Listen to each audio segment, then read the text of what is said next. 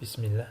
Bonjour, toujours dans la série des leçons pour la biologique. Nous sommes dans la leçon numéro 28. On va traiter les requêtes d'Access.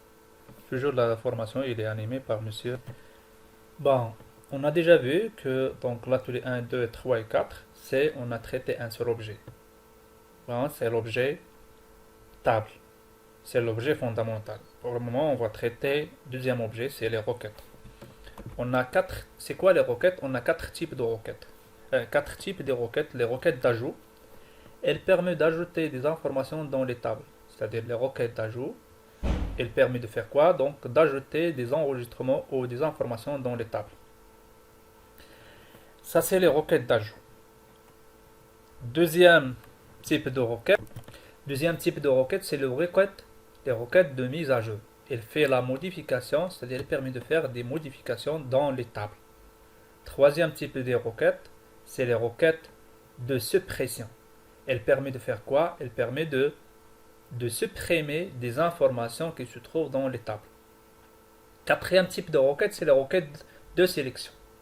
Les requêtes de sélection elles permettent de faire quoi? Elles permettent de me sélectionner des informations d'une ou plusieurs tables suite à une condition. Il y a d'autres requêtes, par exemple les requêtes croisées, etc. Les trois premiers types de requêtes, ajout, mise à jour et suppression, sont des requêtes d'action. Pourquoi? Elle fait une action. Soit elle permet d'ajouter, ou de modifier, ou de supprimer. Mais les requêtes de sélection, elles permettent de faire la sélection et non pas le changement dans les tables. On va commencer par les requêtes d'ajout. Donc, pour créer les requêtes d'ajout, toujours les requêtes, elles se basent sur les tables. C'est-à-dire, on ne peut pas faire des requêtes sans de créer les tables. C'est-à-dire, les requêtes, elles vont me faire quoi? Des changements ou la sélection suite à des informations qui se trouvent dans des tables. Donc, la première des choses, on va ouvrir la base de données. Donc, on a déjà les tables qui existent dans la base de données. On va cliquer sur créer, le menu créer. Après, on va cliquer sur création de table. C'est-à-dire, on a plusieurs méthodes pour la création des requêtes. Mais la méthode la plus simple, c'est création de requêtes. Ici, il faut mentionner, il faut mentionner ce qu'on appelle le type de requête. 3, il faut mentionner le type de requête. Regarde ici, c'est requête de sélection, de création de table, ajout, mise à jour, etc. Donc il faut mentionner ajout. Et après, il faut mentionner, on a besoin d'ajouter dans quelle table. Pour le moment, on va choisir par exemple la table stagiaire ou n'importe quelle table. Après, il faut mentionner les champs à ajouter avec leur information. Par exemple, on a besoin d'ajouter 123 dans le matricule, par exemple test dans le nom, etc. Et après, on va l'exécuter. Pour ajouter ces informations dans la table stagiaire, il faut cliquer sur ajouter. Et après, on peut l'enregistrer. Et après, je peux l'exécuter. Ça, c'est les étapes à suivre pour les requêtes d'ajout. Bon, pour les requêtes de mise à jour, c'est-à-dire, on a déjà dit que pour les requêtes de mise à jour, il fait quoi? La mise à jour, c'est-à-dire les modifications sur les tables. Donc, c'est la même chose. On va cliquer, toujours, il faut ouvrir la base de données. Bon, on va cliquer sur l'onglet créer. Après, création de requêtes. Ici, donc, il faut mentionner les tables. Dans les requêtes d'ajout, donc, la première des choses, il va me donner l'interface suivante. Il va me donner cette boîte-là. Pour les requêtes d'ajout, il faut fermer. La seule requête, donc lorsqu'elle va m'afficher le tableau qui se trouve ici, on va le fermer sans faire sélectionner ou ajouter des tables. Mais dans les requêtes de mise à jour, il faut mentionner, on a déjà dit qu'on va cliquer sur créer, après création de requête. Il faut mentionner, on a besoin de modifier quelle table ou les tables à modifier. Bon, il faut ajouter les tables. Après, il faut mentionner on a besoin. Ça, c'est quel type de requête? Est-ce qu'elle est requête d'ajout ou requête de mise à jour? Pour le moment, il faut mentionner requête de mise à jour. Bon, après, il faut ajouter les champs ou sélectionner les champs à modifier. Et il faut mentionner les critères de modification, etc. Les conditions de modification. Et enfin, donc, je peux l'exécuter, c'est-à-dire pour faire les changements dans la table ou dans les tables. Et je peux le sauvegarder, c'est-à-dire je peux l'enregistrer et à chaque fois, je peux l'exécuter cette requête, etc. Requête de mise à jour. Bon, ça c'est les requêtes de mise à jour, c'est-à-dire elle permet de faire des modifications dans les tables. Les requêtes, troisième type de requête, c'est les requêtes de suppression. Elle permet de faire quoi? Elle permet de me supprimer des informations qui se trouvent dans les tables suite à une condition. Bon, la première des choses pour créer une requête de suppression, c'est-à-dire toujours on va cliquer sur créer, après création de requête, et on va mentionner donc toujours la table, il faut mentionner les tables à utiliser, et après on va mentionner le type de requête, est-ce qu'elle est de sélection, de mise à jour, etc. Pour le moment c'est de suppression. Et après, il faut mentionner les critères de suppression. Les critères de suppression.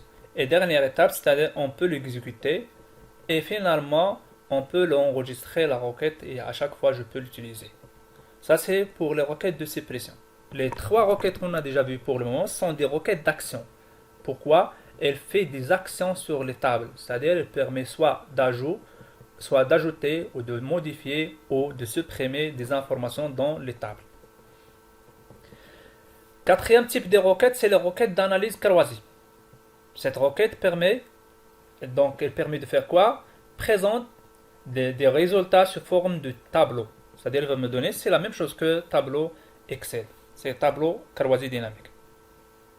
Toujours pour créer les requêtes d'analyse croisée, donc toujours on va cliquer sur créer, création de requête, et ici il faut mentionner toujours les tables à utiliser dans ce qu'on appelle l'analyse croisée. Donc il faut mentionner que comme quoi c'est une requête d'analyse croisée. Il faut mentionner les champs et les champs, il faut mentionner les en-têtes de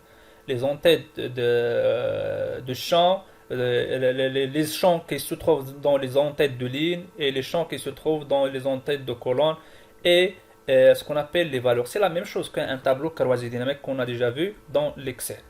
Et après, je peux l'exécuter. Elle va me donner comme un tableau croisé dynamique Excel. C'est-à-dire, ça, c'est les lignes, les champs à afficher dans les lignes, comme ça. C'est la même chose qu'un tableau croisé dynamique. Pour le tableau croisé dynamique, toujours, on va trouver des lignes, des informations ici, et quelques informations par colonne, comme ça. Et ici, on va trouver les valeurs. Donc ça, c'est le tableau ou ce qu'on appelle requête croisée dynamique. Et je peux l'enregistrer la même chose. Je peux l'enregistrer la requête d'analyse croisée. Dernier type de requête, c'est la requête le plus utilisée. C'est la requête de sélection. Donc, elle permet de faire quoi? Elle permet de sélectionner des informations d'une ou plusieurs tables suite à une condition. Comment on va créer ces requêtes-là? Toujours créer.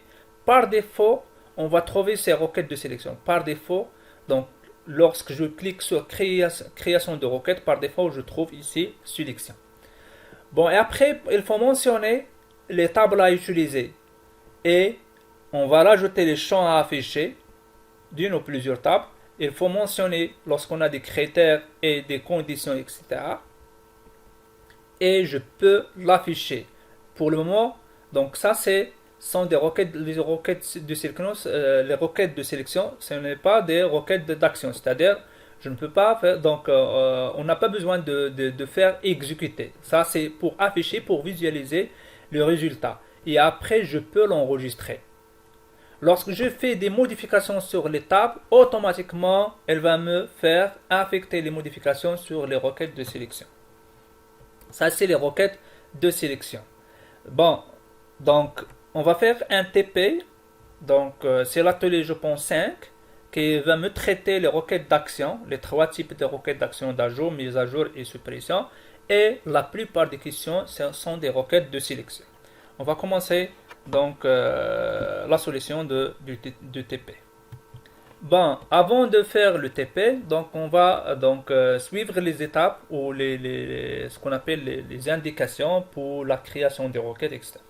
La première des choses, on va choisir là où les tables nécessaires dans le TP, dans la question. Et après, on va choisir le type de requête. Est-ce que le type de requête d'ajout, de mise à jour, de suppression, etc. Il faut mentionner les champs nécessaires. Et après, il faut déterminer les champs où on a besoin d'être triés, c'est-à-dire le tri, etc. On va cocher les cases qu'on a besoin d'afficher, afficher ou décocher pour masquer quelques champs. Et c'est déterminer les critères ou ce qu'on appelle les conditions. On peut l'utiliser égal, différent, plus, supérieur, supérieur égal, nul, pas, entre, et d'autres critères, par exemple étoile, point d'interrogation, etc. Et après, je peux l'exécuter la requête. Ça, c'est les étapes à suivre pour l'exécution d'une requête, etc. Bon, on va commencer là. Toujours, on va lancer ce qu'on appelle la brochure, les ateliers Access. Bon, toujours, c'est le thème de la bibliothèque, c'est atelier, le titre, c'est atelier Microsoft Access 2013. On a déjà vu l'atelier 1, 2, 3, 4 et aujourd'hui, on va traiter l'atelier 5. C'est la requête en général. Ce n'est pas des requêtes, mais la plupart des questions sont des requêtes de sélection. Bon, l'exercice suivant permet d'obtenir des enregistrements précis à l'aide des critères simples en utilisant les requêtes, soit les requêtes de sélection, soit d'autres requêtes, types de requêtes, etc. On va commencer par la première question. Il me dit, donc avant de faire la première question, on va ouvrir la base de données. Donc toujours c'est dans TP Access, c'est la base de données c'est gestion stagiaire. Pour le moment on a la base de données qui contient 4 tables, c'est-à-dire un seul objet, c'est les tables. On a 4 tables, on a déjà créé les relations. Regardez ici, entre les tables, on a les tables et elles contiennent des informations et ainsi de suite. Bon, on va répondre à la première question. Créer une requête stagiaire Casablanca, c'est-à-dire on va créer la requête qui s'appelle Casablanca, stagiaire à Casablanca, sont des requêtes de sélection, qui permet de faire quoi? D'obtenir seulement le nom, le prénom, la ville, le numéro de téléphone et le numéro de téléphone des stagiaires qui résident à Casablanca. Et après, on va trier par leur nom en ordre croissant. Regarde ici, dans la table stagiaire, on a plusieurs informations. Mais pour le moment, ils ont demandé 4 informations ou 4 champs. Le nom, prénom, ville et téléphone. Pas plus. C'est-à-dire comment? Donc on va fermer ça et on va cliquer sur créer. C'est-à-dire on va créer une requête de sélection qui permet de m'afficher juste les stagiaires de Casablanca. Mais on a besoin d'afficher seulement le nom, leur nom, prénom, ville et téléphone. Et seulement les personnes qui résident à Casablanca. Mais dans la table stagiaire, on a toutes les personnes qui résident à Casablanca, Meknès, Fès, etc. On va cliquer sur créer. Ça, c'est les requêtes de sélection. Création de requêtes. Pour le moment, on va choisir les tables nécessaires. C'est-à-dire, on a besoin d'afficher quoi? Le nom, le prénom, ville et téléphone. Toutes ces informations, tous ces champs-là, ils se trouvent dans la table stagiaire. C'est-à-dire, on va juste ajouter pour le moment seulement la table stagiaire. Fermer. Par défaut, c'est requête de sélection. Donc, on a déjà, elle est sélectionnée. C'est requête de sélection. Bon, avant d'expliquer, avant d'ajouter les champs nécessaires, on va faire une petite explication sur l'interface. Ici, toujours, on va trouver les tables nécessaires avec leurs relations, lorsqu'on a des relations entre les tables, etc. Par exemple, lorsqu'on a besoin d'utiliser 2 tables qui n'est pas reliée entre eux, c'est-à-dire, il faut l'ajouter la 3e table qui relie les deux. C'est bon. La première ligne ici en bas, chaque colonne, elle va me représenter un champ dans la requête. Chaque colonne, elle va me représenter un champ dans la requête. La première ligne, c'est le champ, le nom du champ de la requête. Deuxième ligne, ce champ-là, de quelle table? Troisième ligne, je peux trier le champ en ordre on a 2 choix ici, en ordre croissant ou en ordre décroissant. Les cases qui se trouvent ici, c'est pour cocher ou décocher. C'est-à-dire, je peux l'afficher le champ ou je peux le masquer. Critère lorsqu'on a des conditions. La même chose pour O et la même chose pour les autres lignes. Sans pour mettre des conditions ou des critères. Pour le moment dans la question, il me demande d'afficher quoi? Le nom, seulement le nom, prénom, ville et téléphone. 4 champs. Le nom, on va faire double-clic ou je peux glisser vers la colonne ou je clique ici et je mentionne le champ. Pour le moment, on a ajouté le nom, prénom, ville et le numéro de téléphone. Bon, est-ce qu'on a besoin, donc lorsque je clique sur afficher, il va m'afficher toutes les personnes. Mais dans la question, ils ont demandé quoi? Seulement les stagiaires qui résident à Casablanca. C'est-à-dire, on a des conditions. Quelles conditions? Donc, ville, on va revenir vers le champ ville et la ligne critères. Et on va saisir ici Casablanca. Pour le moment, donc elle va m'afficher seulement les personnes de Casablanca. Mais est-ce qu'on a à répondre à la question? Non. Donc, il reste d'afficher la liste affichée en ordre croissant par nom.